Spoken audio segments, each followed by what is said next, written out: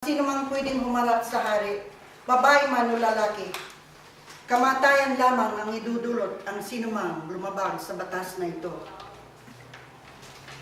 Hindi mo alam na maaaring kaya ka nakarating sa katayuan mo ngayon sa palasyo ay upang sabipin ang iyong laki.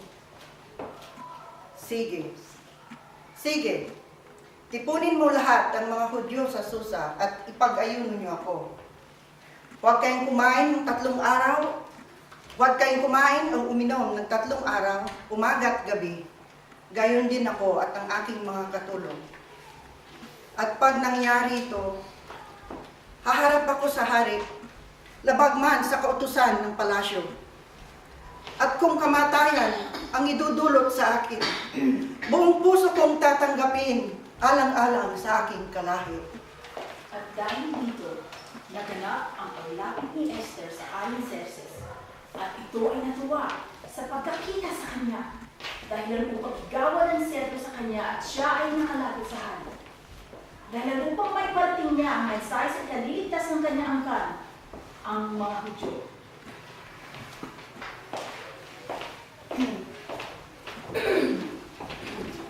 Sinugo ng Diyos ang anghel na si Gabriel sa isang bayan ng Galilea na ang pangalan ay Nazareth.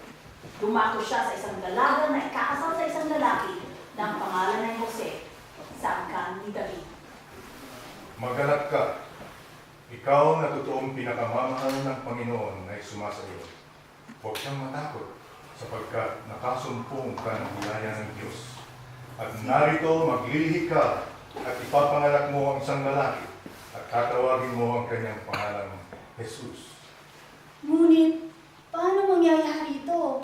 Samantalang, hindi pa ako nakakilala ng lalaki. Bababa sa iyo ang Espiritu Santo at lililiman ka ng kapangyarihan ng kataas-taasan. Kaya naman ang banal na bagay na ipapanganak ay tatawaging anak ng Diyos.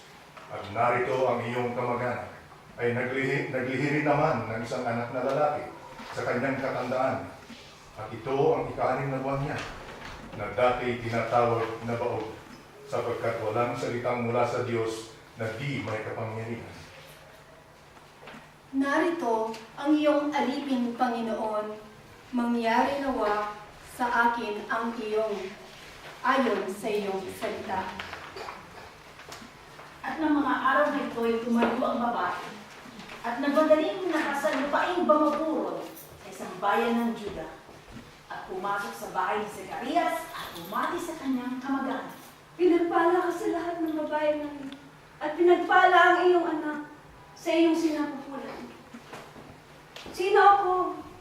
At naparito ka sa akin upang dalawin ako ng ina ng aking Panginoon. Mapalad ka at sumampalataya ka sa sinasabi sa iyo ng Panginoon. O Diyos, luwalhati sa iyo. Nagagalak ang puso ko, nilingap, pinili, mapalad sa lahat ng lahi, aawit, magpupuri sa'yo, ika'y dakila, ang banal, ang ngalan mo.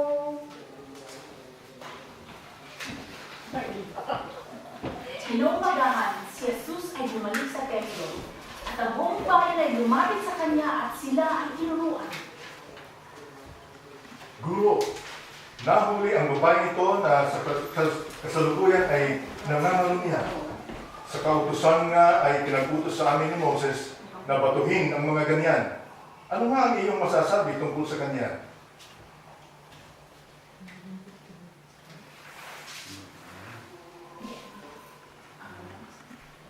Ang walang kasalanan sa inyo ay siyang unang bumato sa kanya. Si Jesus ay muling humuko at sumulat sa lupa gamit ang kanyang daliri. Ang mga nagkakagulong tao ay isa-isang nagsialis. Babae, saan sila nanakaroon? Wala ba ang taong bumato sa iyo? Walang sino man, Panginoon. Ako man ay hindi rin nakahatol sa iyo. Kumayo ka ng iyong lakad. Mula ngayon, huwag ka nang magkasala. Salamat po, Panginoon.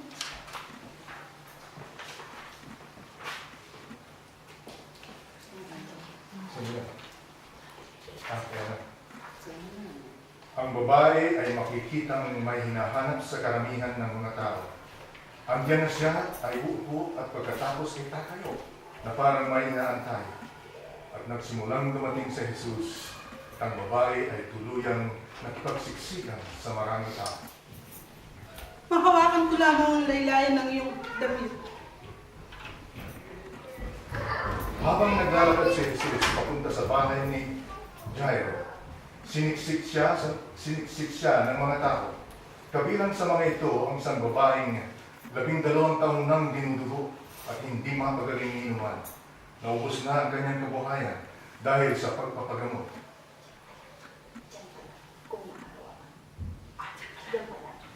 Kung mahawakan ko lamang ang laylayan ng iyong damit.